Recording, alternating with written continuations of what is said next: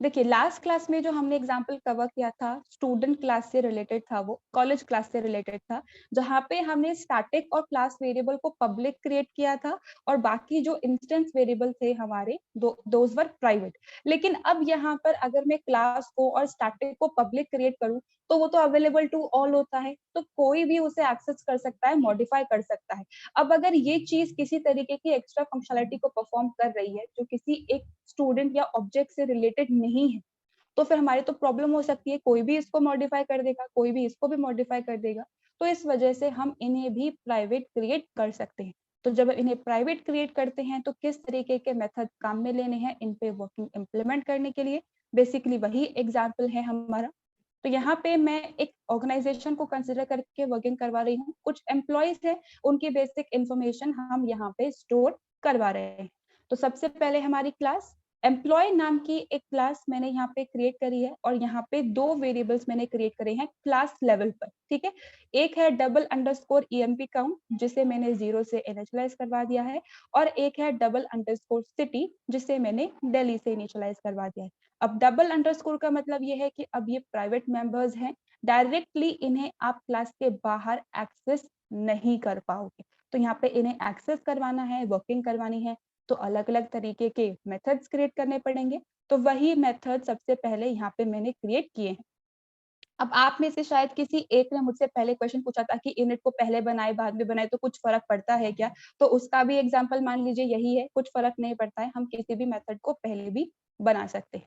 तो सबसे पहले मैंने यहाँ पे इस ईएमपी काउंट वेरिएबल को स्टैटिक वेरिएबल कंसिडर किया है क्योंकि ये एक एक्स्ट्रा इंफॉर्मेशन स्टोर कर रहा है एम्प्लॉय के काउंट की।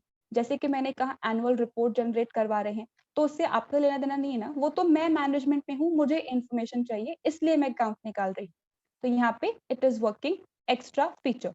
तो यहाँ पे किसी भी तरीके के स्टैटिक वेरिएबल पे वर्किंग करवानी है तो हम यहाँ पे @static मेथड काम में लेते हैं।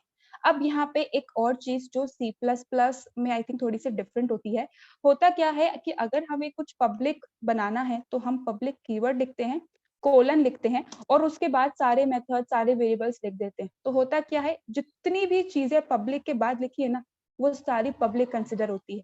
लेकिन पाइथन में ऐसा नहीं होता है। क्यों नहीं होता है? क्योंकि यहाँ पे कोलन जो है उसे ब्लॉक की तरह ट्रीट किया गया है। तो अगर आपको कोई स्पेसिफिक चीज प्राइवेट बनानी है तो हर एक के साथ में डबल अंडरस्कोर काम में लेना पड़ेगा।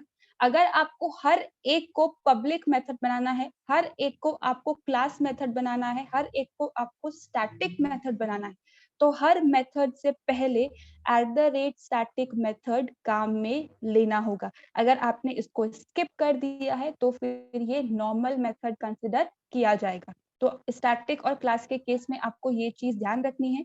इस तरीके की फंक्शनैलिटी पाइथन में सपोर्टेड नहीं है जैसा कि C++ में होता है। तो यहाँ पे हर एक मेथड को अलग अलग हमें स्पेसिफाई करना पड़ेगा कि ये स्टैटिक मेथड है और ये क्लास मेथड है। तो सबसे पहले मैंने यहाँ पे स्टैटिक मेथड 2 बार ही स्पेसिफाई किया है इस वेरिएबल से रिलेटेड वर्किंग करवाने के लिए। सबसे पहला जो हमारा स्टैटिक मेथड है वो है डेफ गेट काउंट।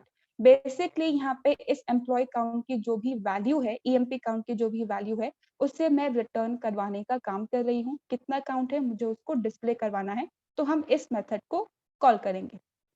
अब यहाँ पे जब भी हम स्टैटिक वेरिएबल से रिलेटेड कुछ भी वर्किंग करते हैं तो मेथड में किसी भी तरीके का पैरामीटर सेल्फ या क्लास जैसा कुछ भी नहीं आता है, because it is working independent of object, ठीक है, इंडिपेंडेंट ऑफ क्लास। ठीक है, आया तो ठीक है, नहीं आया तो भी ठीक है, हमारे पे कुछ फर्क नहीं पड़ेगा। तो इसी वजह से यहाँ पे किसी भी तरीके का पैरामीटर स्पेसिफाई नहीं किया जाता।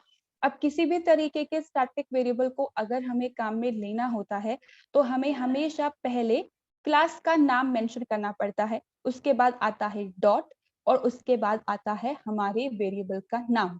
तो यहाँ पे जो मैंने वैल्यू रिटर्न करवाई है that is employ dot EMP count, तो इसके अंदर जितनी भी वैल्यू होगी वो यहाँ पे रिटर्न हो जाएगी।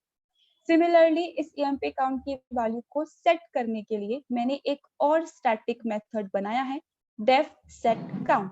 अब फिर से वेरिएबल को एक्सेस कर रहे हैं तो क्लास का नाम employ dot double underscore EMP count plus equals to 1। अब यहाँ पे मैंने जो वर्किंग करवाई है उसमें मैंने क्या करवाया है, जैसे जैसे एम्प्लॉय क्लास के ऑब्जेक्ट्स बनते जा रहे हैं वैसे वैसे हम इस सेट काउंट को कॉल करते जाएंगे और इसका इंक्रीमेंट होता जाएगा। तो वहां पे इस सेट काउंट मेथड को हम काम में लेंगे। तो स्टैटिक मेथड का पार्ट आई होप क्लियर हो गया होगा किस तरीके से हम लोग गेट और सेट कर रहे हैं। नेक्स्ट यहाँ पे मैंने इस सिटी वेरिएबल को क्लास वेरिएबल के तौर पे ट्रीट किया है, यानी कि